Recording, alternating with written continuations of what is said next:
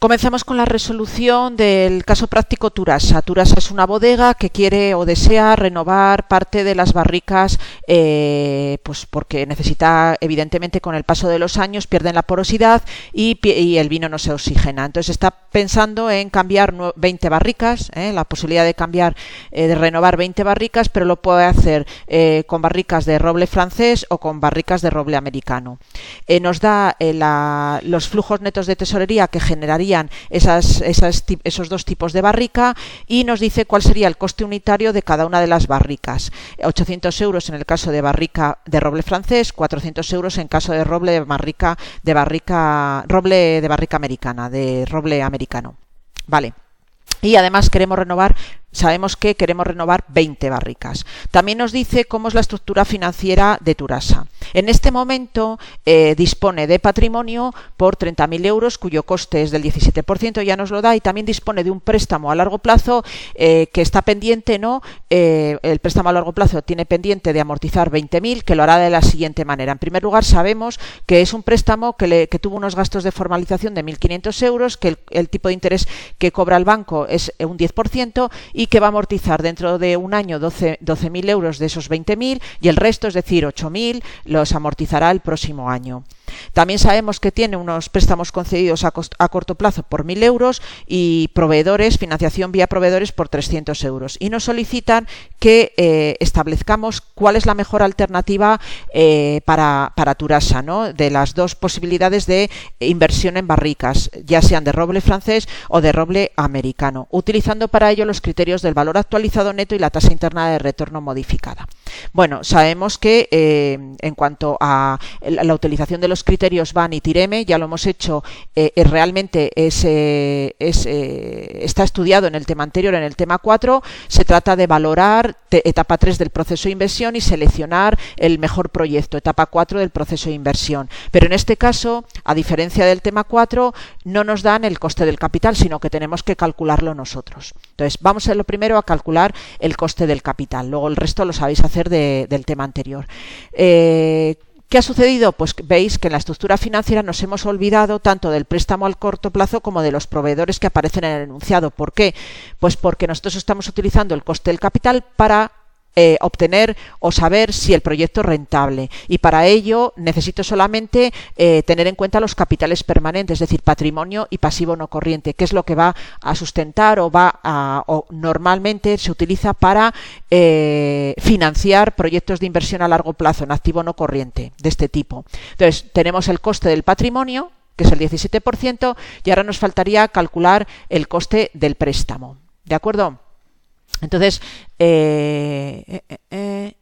este TIR lo tengo, voy a darle otro formato para que lo veáis mejor, aunque sea ahora así de momento, en tanto por ciento, porque se va a ver mucho mejor. Eso es, 1650, y aquí lo mismo, formato celda. Es conveniente que lo hagáis así para ver cuál es el porcentaje y no perder ningún decimal. Vale, ya lo tenemos. Entonces ahora, ¿cómo vamos a calcular el coste? Que nos falta este coste, ¿no? El coste del préstamo. Sabemos que el préstamo, lo que nos falta por amortizar son 20.000 euros, pero nos cobraron unos gastos de formalización de 1.500. Entonces, para calcular el coste efectivo de una deuda a largo plazo, tenemos que tener en cuenta el dinero recibido neto de cualquier gasto. En este caso, fijaros, lo tenemos aquí calculado, 20.000 menos los gastos de formalización. Nosotros recibimos realmente 18.500, con lo cual el coste ya no va a ser el 10, va a ser superior, puesto que también esos gastos de formalización nos han costado. Vale, luego tenemos que calcular qué es, esto sería la entrada de tesorería, ¿no?, que recibimos por el préstamo, y ahora ¿qué es lo que pagamos cada año? Pues fijaros, ¿de dónde sale 14.000? Pues sale, primero, damos el flujo del año 1. Entonces, en el flujo del año 1 tendremos que pensar qué tenemos que pagar del préstamo. En primer lugar, tenemos que pagar los intereses del capital vivo, que son 20.000, que es un 10% de 20.000, 2.000, y amortizar 12.000 del primer año. Por lo tanto, tenemos 14.000. En cuanto a lo que tenemos que pagar el segundo año, sería el 10%, es decir, el tipo de interés de la parte que queda viva, que son 8.000, y amortizar esos 8.000. Bueno, pues ya tenemos la dimensión financiera del préstamo, es decir, recibimos 18.500 y pagamos 14.000 el primer año y 8.800 el segundo. ¿Cómo se calcula el coste? Simplemente como una tasa interna de rendimiento, utilizando la misma fórmula financiera que utilizábamos para valorar inversiones, pero ahora al revés. En lo que es el desembolso es positivo y los flujos son negativos, y nos da que el coste efectivo de la deuda, del préstamo, es el 16,50%.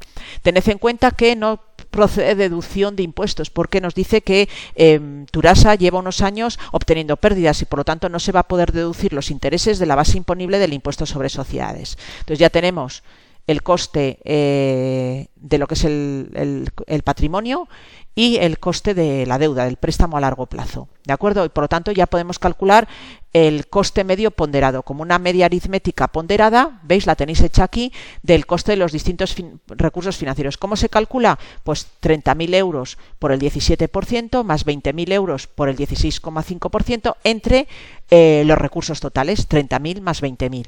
Y nos da el 16,80%, con lo cual ya tengo el coste y ya solamente me faltaría calcular el desembolso inicial. Sabemos que vamos a comprar 20 unidades de roble de barricas de roble francés a 800, por lo tanto el desembolso serían 16.000, o si decido hacerlo a través de barricas de roble americano, entonces 400 por 20 unidades, 8.000. Ya tengo la dimensión financiera y por lo tanto podría calcular el valor actualizado neto y la tasa interna de retorno modificada, igual que lo he hecho en el tema anterior. Esto repasando, ya sabéis que el valor actualizado neto, primero hay que calcular los flujos actualizados y después tener en cuenta el desembolso, ¿no? Reducir el desembolso.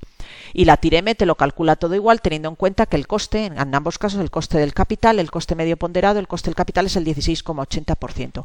Vemos como en ambos casos el BAN es mayor que cero, por lo tanto los dos son efectuables. La TIREME es mayor al coste del capital, que es 16,80, también es efectuable, pero nos quedamos con barricas de roble francés. ¿Por qué? Porque son más rentables, tanto desde el punto de vista del valor actualizado neto, 3.721,69 euros, como de la TIREME.